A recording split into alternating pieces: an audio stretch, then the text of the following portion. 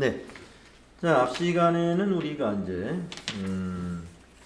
수정 세금 계산서 발급에 대한 것을 했는데, 수정 세금 계산서 발급에 대한 거, 네, 문제 한 문제가 꼭 나오니까요, 중요하다고 아까 말씀을 드렸고요. 이번에는 부가가치세 부속서류. 자, 유형별로 여러 가지 부속서류가 있었는데, 우리가 세금 계산서 합계표, 계산서 합계표, 또 신용카드 매출전표 발행집계표, 신용카드 매출전표 수령집계표, 그리고 공제받지 못할 매입세, 이렇게 5가지는 우리 FAT 1급에서 다 해봤었습니다. 자, 그 외의 것들을 여러분이 추가로 더 알고 가시면 되겠습니다. 자, 매출 유형의 입력, 이 유형이 우리 FAT 1급에서는 여기 출제되는 것이 파랗게 3가지만 출제됩니다 하고 나왔었죠. 11번 과세매출, 13번 면세매출, 그 다음에 17번 카드과세매출, 이것만 나온다고 그랬는데요. 이제 영세매출도 나올 거고요, 건별 매출도 나올 거고요. 네. 아무튼 다른 거 제한이 없습니다. 원칙적으로. 네. TAT 2급은 이제 우리가 FAT 1급에서 매입 매출 전표를 입력하면서 유형을 이제 기본적인 유형을 확실히 알았단 말이에요. 그러면 그것과 다른 새로운 유형들 TAT 2급은 가리지 않고 다 내고 있습니다. 네. 그런데 가리지 않는다고 해서 뭐 여기 있는 걸 다 낼 수는 없잖아요. 문제는 제한이 있으니까, 문항수에 제한이 있기 때문에 건별, 건별은 뭐 때문에 나오냐면요, 간주공급 때문에 출제를 해요. 간주공급. 그래서 가령 임대료 보증금에, 임대 보증금에 대한 간주, 그 임대 보증금에 대한 그 부가가치세 있죠? 그 간주공급에 해당이 돼요. 이런 것들 우리가 이제 부가세 신고 때 반영하려면 건별 매출 14번 유형으로 입력을 해야 됩니다. 자, 영세매출은 이제 영세율 세금계산서 발급하는 건에 대해서 영세매출 있을 수 있고요. 그 외의 거는 그때 상황에 따라서 제가 이제 설명을 해드리기로 하고, 자, 매입도 FAT 1급에서는 4가지 유형으로만 출제했었죠. 51번, 53번, 54번, 57번. 네, 그런데 매입도 이제 다양하게 더 많은 유형으로 매입이 있습니다. 예를 들면은 면세 농산물 같은 거 매입한 거 시험에 잘 나와요. 면세 농산물. 그런데 그 면세 농산물을 만약에 세금 계산서, 아니 계산서로 매입했다 그러면 53번 면세 매입이잖아요. 예, 이거는 해봤죠. 그런데 계산서로만 사는 게 아니라 신용카드로 샀다. 예, 그러면 그게 카면이에요. 카면. 카면, 면세 농산물이나 수산물을 신용카드로 샀어요. 그러면 카면. 우리는 계산서로 사는 것만 그동안 문제를 냈단 말이에요. 또 현금 영수증으로 발급을 했어요. 발급 받았어요. 그러면 현면, 여기 어디 있어요? 현면. 면세 농산물이나 수산물, 이것을 현금 영수증을 발급받았으면 그건 현면, 이런 것도 나오고 있습니다. 자, 그래서 뭐 지금 여기에 놓고, 여기서 이 표를 놓고 우리가 설명드리는 것은 너무 힘들어요. 그래서 바로 실습으로 들어가 보겠습니다. 자, 실습이 아주 다양한 걸로 나올 테니까. 자, 수행 내용 바로 들어가 보겠습니다. 다음 거래 자료를 매입 매출 전표에 입력하고 세금 계산서 합계표 및 부가가치세 신고서 작성을 수행하시오. 전자세금 계산서 관련 거래는 전자입력으로 입력한다. 자, 우리 이 예제를 하면서 이게 몇 문제가 나왔을지 모르겠는데 세금 계산서 합계표 볼 줄 알아야 되고요. 부가가치세 신고서 볼 줄 알아야 되는 것이죠. 자, 한림사의 제품을 판매하고 다음과 같이 전자세금계산서를 발급하였다. 자, 7월 1일자로 입력합시다. 이거 여러분 아주 쉬운 거예요. 발급하였다 하니까 전자입력으로 그냥 하라 그랬죠. 발급은 이제 안 할 겁니다. 전자입력으로 입력한다 라고 되어 있으니까. 자, 메인 매출 전표 7월 1일자 입력하겠습니다. 7월 1일자 11번 과세 매출 컴퓨터 80개 50만원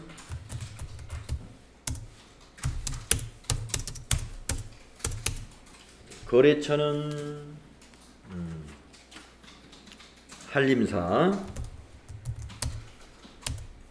전자세금은 1번 전자입력 분계는 밑에 보니까 현금 거래 1번 현금 네 입금전표로 제품 매출 부가세 수금 이렇게 작성하면 됩니다. 자 2번도 해보겠습니다. 베스트원의 제품을 판매하고 다음과 같이 전자세금 계산서를 발급했다. 네 7월 2일 거 복수거래로 입력해야죠. 자 7월 2일 유형은 11번 과세매출 복수거래 누르셔가지고 컴퓨터 수량 20개 단가 50만원 노트북 수량 50개 단가 80만원 확인 합계 금액이 5,500만원 이렇게 나타나면 맞네요. 자 거래처는 공급받는 자 베스트원 전자세금은 1번 자 분계는 밑에 보니까 외상거래 했네요. 2번 외상분계 하시면 제품 매출 그리고 외상매출금 부가세 수금 맞죠? 그 다음 세 번째 문제 하겠습니다. 비사업자인 박기현에게 제품을 판매하고 전자세금 계산서를 발급하였다. 대금은 전액 한국은행 보통예금 계좌로 송금 받았습니다. 거래처 코드 5001번으로 등록하시오. 자 5001번 신규 거래처 등록하면서 전표도 입력해 보겠습니다. 자 날짜는 7월 3일 7월 3일로 바꾸시고 유형은 11번 과세매출이죠. 세금계산서 발급했으니까 개인도 세금계산서 발급했으면 11번 과세매출이에요. 품명에는 노트북 수량 1개 단가 120만원 거래처는 신규다 이거죠. 코드에서 신규는 플러스 누르죠. 여기 플러스 키 네. 빵빵빵빵 이렇게 입력이 되어 있으면 거래처면에 박기현 거래처 코드 새로 입력해야죠. 네 문제에서 거래처 코드를 5001번으로 한다고 그랬죠. 5001 엔터. 자 거래처명은 박기현이고 거래처 코드 5001번으로 이 팝업창에서 요거 고치는 거 까먹으면 안 돼요. 그리고 이제 여러분들 여기 전표 입력하면서 신규 거래처 입력하는 게 나는 너무 잘 안 된다 그러면 차분하게 거래처 등록 메뉴에 가서 하고 오셔도 돼요. 자 그렇게 해도 되고 이렇게 해도 됩니다. 자 이제 수정 눌러서 추가사항 입력해야 돼요. 개인이니까 사업자 번호는 없지만 주민번호는 있겠죠. 주민번호는 세금계산서 발행할 때 비곤안에 인쇄되어 있습니다. 750627 세금계산서 비곤안에 있어요. 1234566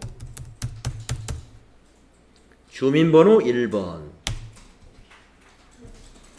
대표자 성명은 거래처하고 이름을 똑같이 넣어주세요. 박기현 개인이기 때문에 업태나 종목은 없습니다만은 이메일 주소와 이메일 주소는 입력하십시오. 주소는 우편번호 검색하지 마시고 여기다 그냥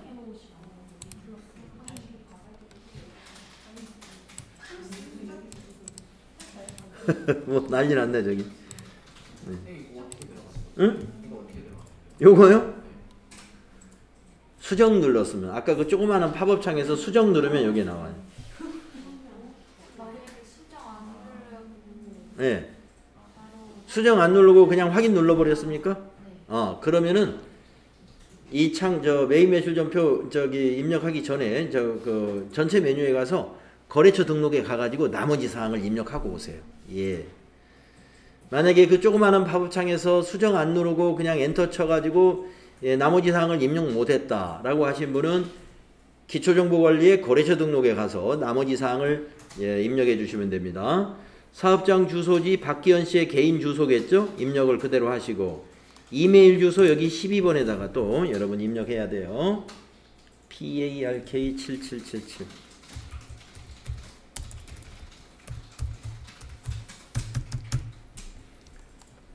뒤에는 네이버.com 선택해 주세요 해서 네이버.com 이렇게 들어가 있어야 됩니다. 자, 다 되었습니다. 그래서 여러분 그 전표를 입력하는 과정에서 신규 거래처 등록하는 것이 여기에서 많이 안 해봤기 때문에 그런 거죠. 이게 중간에 그냥 확인을 눌렀다든가 해서 좀 당황스러울 때가 있다. 그럴 때는 등록 눌러서 당황스러웠었으면 바로 전체 메뉴에 가서 여기 거래처 등록에 가면 입력하다 만 내용이 있어요. 여기서 클릭해 가지고 나머지 사항 여기서 차분하게 해 주시면 된다. 그런데 여기에 와서 이메일 주소는 추가 사항에 있어요. 아까 우리가 전표 입력 단계에서는 7번에 있었지만 이메일이 여기에 와서는 추가 사항에 4번에 있습니다. 그래서 그것만 잘 찾아서 입력해 주시면 돼요. 자, 거래처 등록 여기서 이렇게 할 수가 있다는 거 알아두시고 전자세금계산서니까 1번 분계는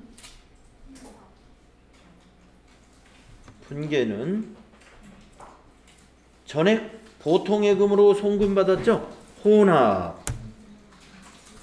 혼합으로 하시고 예, 부가세 수금과 제품 매출은 그대로 두시고 내려와서 차변에 103번 132만원 탭키 눌러서 거래처를 은행으로 고치셔라. 거래처는 한국은행으로 고치는 거 알고 있죠 여러분? 한국은행 보통예금은 꼭 은행으로 거래처 고쳐줘야 돼요. 알고 있는 거죠? 이렇게 하시면 됩니다. 자, 이렇게 해서 전표 3개가 11번 과세매 하나 더 있네요. 하나 더 보겠습니다. 이것도 입력하겠습니다. 다음 페이지 차량을 외상으로 매각하고 전자세금계산서를 발급했습니다. 11번 과세매출이죠. 취득원가는 이렇게 되고 감로는 이렇게 됩니다. 당기의 상각비는 계상을 안 한다. 이 말은 뭐냐면 7월 달에 처분했으니까 7개월치 감가상각을 해서 회계 처리하는 것 방법도 있지만 이번에는 안 하겠다 이거예요. 그러면 감가상각 누계획을 그냥 이걸로 해라. 그런 얘기입니다. 자, 그러면 유형자산 처분 분계, 처분 전표 여러분 잘 연습했죠? FAT 1급에서 이런 문제 많이 나올 거라고 하면서 자, 7월 4일 입력하겠습니다. 7월 4일 유형은 11번 과세매출입니다. 품명에는 승용차 매각 수량과 단가는 지나가시고 1100만원 매출세액 110만원이죠. 거래처는 우리로 검색하시고 전자세금계산서 발급했지요? 1번 전자입력. 자, 대금은 어떻게 했느냐? 대금이 문제가 아니라 유형자산 처분 분계는 언제나 혼합밖에 방법이 없다. 3번 해주시고 제품 매출이 아니라 차량 운반구로 바꾸고 차량 운반구 208번으로 고치시고 1100만원이 아니라 취득원가로 바꾸고 1500 금액을 1500으로 바꾸고 또 대변의 반대 차변을 넣은 다음에 208에다가 1을 더해서 209번 거기 문제에서 준 감가상각 누계액 200만 원을 여기다 입력합니다. 그러면 장부 금액이 1300이죠. 1300짜리를 1100에 팔았으니까 손실이 발생하였군요. 자, 이제 차변에 돈을 받은 걸 입력해야죠. 돈은 어떻게 받았느냐 보니까 외상으로 했네요. 그러면 계정가목이 뭐죠? 미수금입니다. 외상 매출금 하면 안 되죠. 미수금 120번 미수금이라는 자산 1210만 원 받아야죠. 1210만 원. 요 금액 받아야 되니까. 그래서 미수금 1210만 원. 자, 그러면 딱 밑에 마이너스 200 나 있잖아요. 이게 처분 손실이에요. 이게 장부 금액 1300짜리를 1100에 팔았으니까 아까 입력하는 과정에서 200만 원 손실 나겠구나 아까 그랬죠? 네, 손실 났습니다. 손실은 차변이죠? 차변에 유형 검색하셔가지고 유형자산 처분 손실 200만 원 인식하시면 된다. 마지막에 탭키 눌러서 여기 거래처 혹시 바꿀 건 없는지 이런 차변과 대변 합계 일치하는가를 확인하시면 됩니다.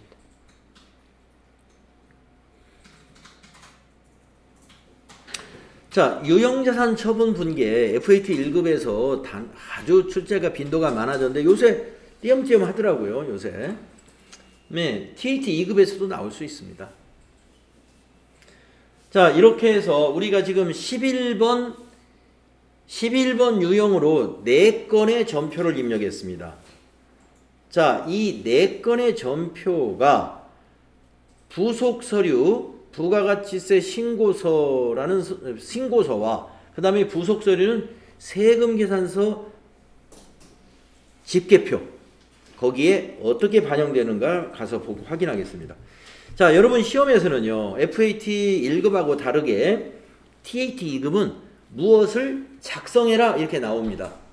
꼭 작성을 해야 돼요. 그거는 지금 이 문제도 맨 앞에서 뭐라고 그랬냐면은 세금계산서 합계표 전제부가 다음 거래자료를 메인 매출 전표 입력 메뉴에 입력하고 맞아요. 세금계산서 합계표 및 부가가치세 신고서 작성을 수행하시오. 조회만 하는데 조회만 하면 작성이 되는데요. 조회해서 저장까지 눌러놔야 돼요. 이거는 아시겠죠? 자, 그래서 먼저 세금계산서 합계표 작성하러 가겠습니다. 자, 여기 세금계산서 합계표 지금 우리 전표가 몇 월 달로 입력했죠? 7월 겁니다. 그러면 요 기간을 입력할 때 7월부터 7월로 하면 안 돼요. 우리가 이런 부속 서류는 항상 과세기간 단위로 작성을 합니다. 그러면 7월 거면은 2기 예정 과세기간이니까 7월부터 9월로 조회해서 작성해야 돼요. 7월부터 9월로. 꼭 과세기간을 지켜서 기간을 입력하세요. 자, 여기 모두 4건으로 매출세금계산서 작성이 되었습니다. 그리고 저장을 누르셔야 돼. 저장을 안 누르면 채점이 안 돼요. 저장된 걸로 채점을 하니까. 그래서 세금계산서 합계표 작성했습니다. 저장. 예. 지금부터는 이제 TAT 2급 시험 볼 때 뭔가를 작성해라 하면 작성해가지고 저장까지 꼭 해야 돼요. 자, 그리고 이제 닫습니다. 그 다음에 어디로 가요? 이제 세금계산서 합계표도 부가가치세 신고서도 작성하라 그랬죠? 네, 부가가치세 신고서로 들어가서 기간은 똑같아요. 7월부터 9월로. 정기신고로만 시험에 나와요. 수정신고는 TAT 1급에서 나옵니다. TAT 2급은 계속 정기신고예요. 자, 우리가 4건 입력한 것이 여기에 반영된 거예요. 이 1번에. 자, 여러분 실제 이 자격 시험에서는요. 이렇게 조회해가지고 저장까지만 눌러놓으면 됩니다. 자, 그런데 내일 모레 시험 보는 NCS 평가 문제는 제가 이 부가가치세 신고서 문제를 어떻게 냈느냐. 거래 자료를, 거래를, 제가 힌트에서 여러분, 이제 요 힌트 여러분 기억나시나요? 부가가치세 힌트. 맨 마지막 문제에 제가 이게 있을 것 같은데요. 오케이, 그겁니다. 요거. 부가가치세 신고서 작성하시오. 매출자료 4개하고 매입자료 5건을 이렇게 박스에다 넣어가지고 뭐뭐뭐를 했습니다. 뭐를 어떻게 했습니다. 매출거래 4개를 이렇게 거래를 말로 써놔요. 우리가 이렇게 세금계산서로 하면은 지면을 많이 차지하니까 그냥 말로만 써놨습니다. 그러면 매출자료 만약에 4건이다. 그걸 가지고 부가가치세 신고서 빈칸을 채워라 이렇게 나온단 말이에요. 아니 뭐 매입자료 빈칸 채우라는 게 뭐냐? 제가 이 그림을 시험지에다 그려놨어요. 그러면 그려놨으니까 여러분이 딱 봐서 만약에 매출 뭐 4건이 있다. 그 중에 과세인가 영세인가 판단하면 되죠. 과세면 세금계산서인가? 그러면 1번에 신용카드인가? 그러면 3번에 기타인가? 그러면 4번에 영세 세금계산서인가? 그러면 5번 영세인데 직접 수출인가? 그러면 6번 이걸 판단할 줄 알아야 된다 이 말입니다. 이걸 다 냈을까요? 네, 여기 고작 해야 예제를 몇 개 냈어요. 매출자료 4건이니까 여기 있는 걸 다 냈지는 않았겠죠. 그래서 여러분 지금 우리가 11번 과세매출 세금계산서 발급하면서 매출한 거는 어디다 다 넣으면 돼요? 1번에 다 기록하면 돼요. 공급가액, 여기에 공급가액 쓰고 여기다 세액 쓰고 할 줄 아는 거죠. 당연히. 지금 우리가 이걸 확인해 보는 겁니다. 자, NCS 평가시험에는 안 냈는데 우리가 알고 있어야 돼요. 자, 여기에 세금계산서 발급분의 1억 200입니다. 1억 200. 그러면 이 과표를 한번 눌러볼까요? 과표를 눌러보시면 1억 220만 원이 부가가치세의 과세표준은 맞는데 여기 과세표준 명세라는 곳에 가면은 28번 제조업에 해당되는 과세표준은 9,120만 원이고 31번의 수익금액 제외한 과세표준은 1,100만 원이다. 이렇게 나눠져 있어요. 이 1,100만 원이 뭘까요? 왜 나눠놨을까요? 9,100은 뭐고? 이거는 제품 매출이고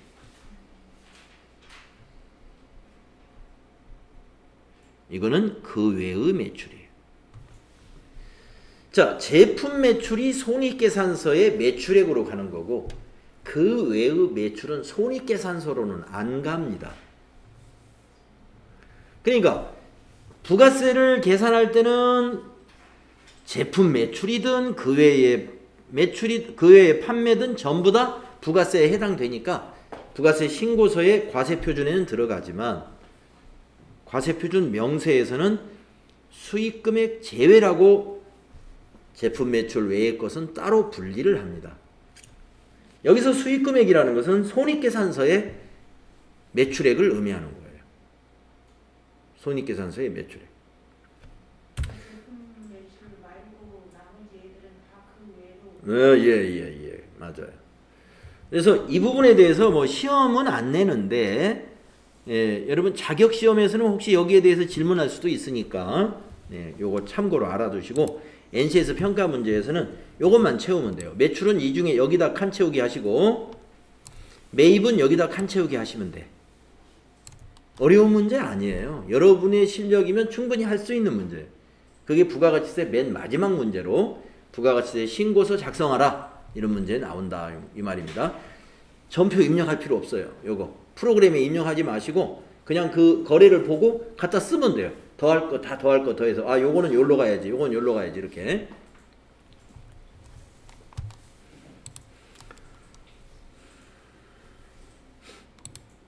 요 힌트는 여러분 다 받으셨죠? 제가 보내주셨죠? 카톡으로. 네. 자, 다음 문제 수행 결과 한번 봅시다. 그래서 11번 과세 매출로 했고, 예, 우리가 1번은 이렇게 했고, 7월 2일 거 이렇게 했고, 7월 3일 거 이렇게 했고, 7월 4일 거 이렇게 했습니다. 그래서 세금계산서 합계표에 가서 1억 220만 원이라는 걸 확인했습니다. 네, 그리고 부가가치세 신고서에 1번에 들어갔다는 거. 자, 11번 과세 매출은 과세 표준에 1번에 들어간다. 이거 알고 있어라 이 말입니다. 네, 그리고 과표에 가면 이게 수익금액 제외가 뭐냐? 네, 매출액으로 가지 않는 손익계산서로 가지 않는 과세 표준은 수익금액 제외로 따로 구분된다. 여기서. 지금 여기 답안에는 고정자산 매각 이렇게 써 있는데 이걸 입력할 때 어딘가에 써서 이렇게 나오는 건가요? 수익금액 제외 옆에 단어 조정이 나왔고 수익금액 제외 옆에 예, 여기다가 이렇게 타자하신 거예요. 예. 고정자산 매각 이렇게 타자한 겁니다. 예, 고정자산 매각 과표 눌러서 그냥 입력을 해줬는데요. 뭐 문제 지시에서 만약에 수익금액 제외에 대해서 고정자산 매각으로 표시해라 라고 하면 여기 가서 넣어주면 돼요. 시험에서 만약에 그렇게 나오면 우리는 그건 입력하라는 말이 없으니까 수익금액 제외는 매출액 외의 것을 처분한 거니까 대부분 다 고정자산 매각이에요. 비품을 처분했다든가 차량 운반구를 처분했다든가 건물을 처분했다든가 무형자산을 처분했다든가 이런 것들. 고정자산이라는 말은 유형자산과 무형자산을 칭하는 용어예요. 자, 그리고 부가가치세 신고서도 작성하라고 그랬으면 조회하고 그냥 닫아버리면 안 돼요. 저장. 아니면 닫으면서라도 저장하면 돼요. 그래야 이게 채점에 반영이 된다. 여러분 저기 자격시험 보실 때 작성하시오 하는 것은 꼭 저장하고 닫으셔야 돼요. 닫을 때 저장 단추 눌러도 됩니다. 자, 11번 과세매출 우리 알아봤습니다. 자, 다음은 영세율 요거 여기서부터 이제 연습을 해야 되는데 오늘 상당히 좀 빨리 달려왔어요. 네, 우리가 왜 이렇게 빨리 달렸을까요? 29일 날 부가가치세 평가시험 본다고 그랬는데 부가가치세 진도를 아직 다 못 나갔으니까 부지런히 내일 4시간 달리면 부가가치세도 다 끝나고 벌써 내일은 여러분 급여자료 입력하고 있을 거예요. 예, 원천징수. 예. 예, 실습이 얼마 남지 않았습니다. 조만간에 이제 기출문제 풀고 모의고사 풀고 있을 거예요. 네, 그래서 영세율 여기서부터 내일 하겠습니다.